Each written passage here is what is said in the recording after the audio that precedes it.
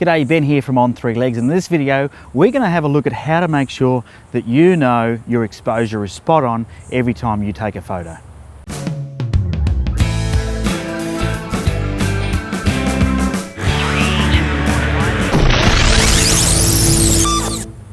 One of the biggest challenges for people taking photos and using their LCD on the rear of their camera to judge the exposure is that the LCD can be adjusted in brightness, and so you can make that really bright or really dark, and it's not going to give you a true representation of the exposure of the image. There's a couple of ways in pretty much every modern DSLR camera that allows you to check the exposure. So I'm going to quickly show you how to do that. So I've got a composition here of just a chair and a tree, nothing too exciting, but it's a great amount of differences in light. So I wanted to use something like this that was easy for us to be able to demonstrate how the camera will tell you or give you information and feedback about the exposure. So I'm just going to take a quick photo, and you'll see I'm in manual and I'm at 1/200th of a second at f4.5 ISO 64 at this point in time. And I'll just take a photo. And what we'll do now is we'll have a look at how we can tell whether or not that photo was well exposed. So if I press the playback button, I get a view of the image. On the Nikon, I can just press that little button up. And what it does is gives me a preview of a thing called a histogram. Now, a histogram is a representation of all the pixels in your image from black all the way through to white. And it's really important that you understand how to use the histogram, because this is the first tool that we're going to use to check the exposure in our image. Now, you'll see on the histogram, if I can just bring that back up again, that the you can see it's bunched up a fair bit to the left, but it's not up against the left, which means that we're not underexposed anywhere. But on the right hand side, you can see that it is bunched up on the right, and that means that we've got a problem there and that we're overexposed. Another thing that you can do is if you go and you turn on RGB highlights in your camera, which I have on in mine, you can see with the screen capture that we are getting the screen there when I pressed playback, giving us flashing sort of highlights. So that's telling us where in our image it's overblown, and the histogram here shows us that as well, that on the right hand side some of the pixels are pure white.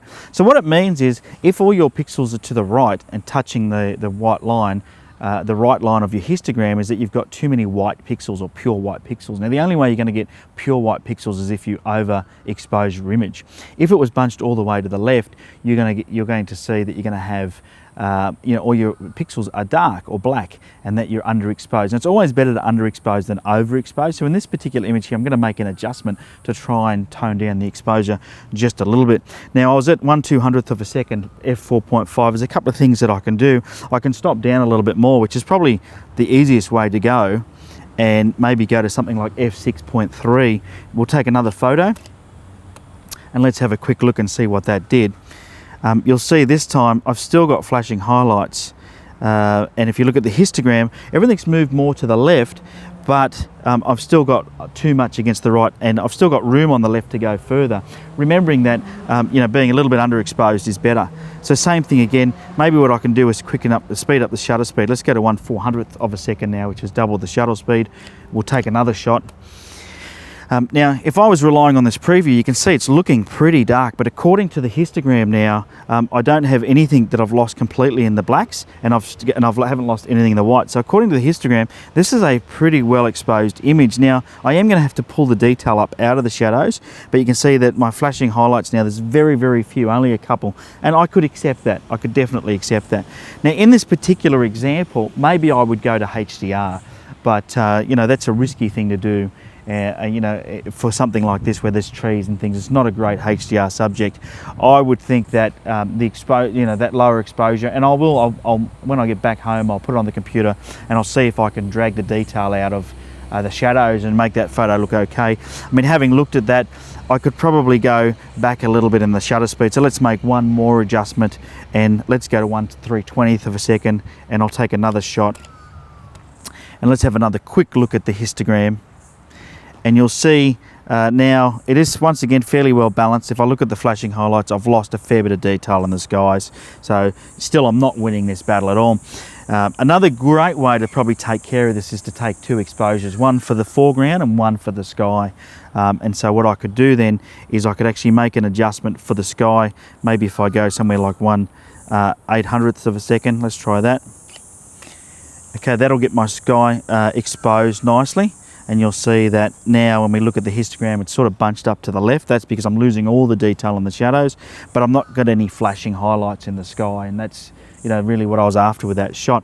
The next thing that I could do now is just go to something like 1/100th of a second and now get it exposed for the foreground. So you can see the foreground looks really good, but I've definitely got flashing highlights in the sky. And if I look at the histogram, you can see once again I'm starting to lose the detail.